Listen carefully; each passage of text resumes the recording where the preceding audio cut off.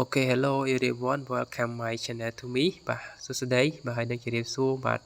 បងប្អូនអរគ្នាបាទជាទីស្រឡាញ់ទីរាប់អានផងដែរបាទស្វាគមន៍បានមកកាន់ channel រៀបតផងដែរបងប្អូនបាទហើយសម្រាប់តកតងទៅនឹងថ្ងៃនេះគឺខ្ញុំបាទសូមលើកការបង្ហាញតកតង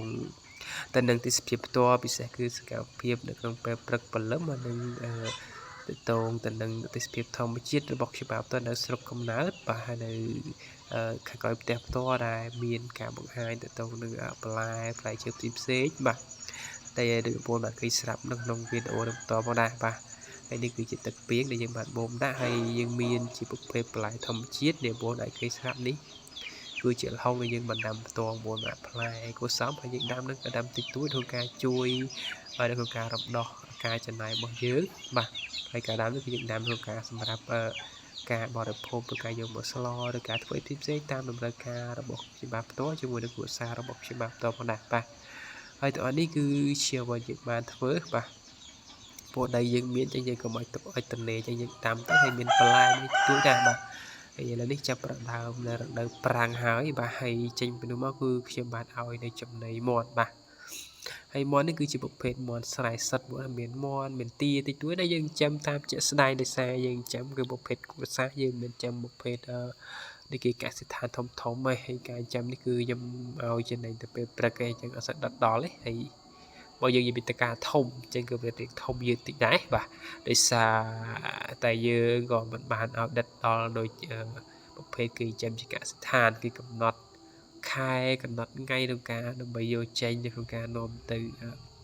ផ្ដល់ឬការជួយទៅដល់ថាទីផ្សាររបស់គេណាតែសម្រាប់នៅនេះពីច្រើន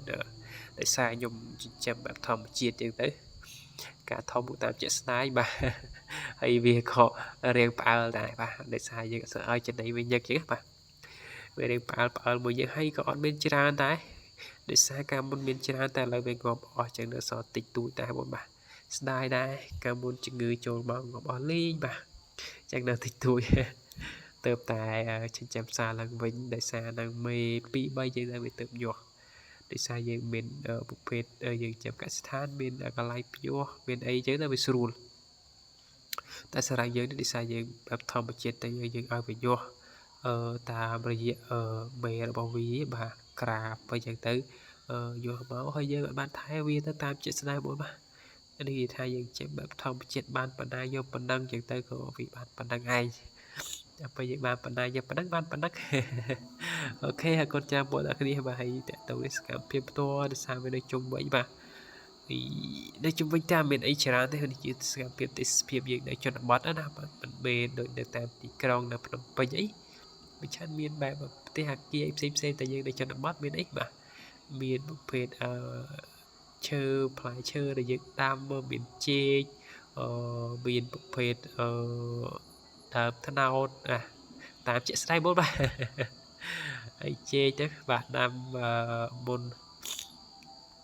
ដាំយើងទៅតាំងខែប្រាំងដែរឥឡូវចូលប្រាំងវិញបាទឥឡូវចូលចេញភាសាឥឡូវចូលប្រាំងវិញហើយ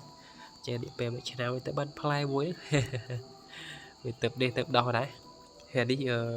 ផ្កាម្កាក់ហ្នឹងយើងទិញម្កាក់គេកាត់ដែរយើងទៅវាផ្លែបាន2 3ដងបាទប៉ុន្តែយើងរួមផ្លែតែបានធំទេមូលហេតុអត់ធំដោយសារបេះហូបតុងប៉ុណ្មេដៃthìកូនតាំងមុំបេះហូបតែផ្សេងគឺអ្នកបដាយខ្ញុំតែម្ដងបាទហើយមានអីច្រើនមកមានម្នាស់ផ្លែ2 3អានេះដោយសារម្នាស់យើងធម្មជាតិផ្លែតិចទេអត់ផ្លែច្រើនទេអូខេបងបាទសម្រាប់វីដេអូនឹងមានតែប៉ុណ្ណឹងកុំភ្លេចទៅកែ share នៅ comment ម្នាក់មួយបើសិនពេញចិត្តចុច join នៅ channel ម្នាក់មួយបាទហើយ comment ខាងក្រោមដល់អូខេវីដេអូនឹងមានប៉ុណ្ណឹងមកជួបគ្នានៅវីដេអូក្រោយផងដែរបាទ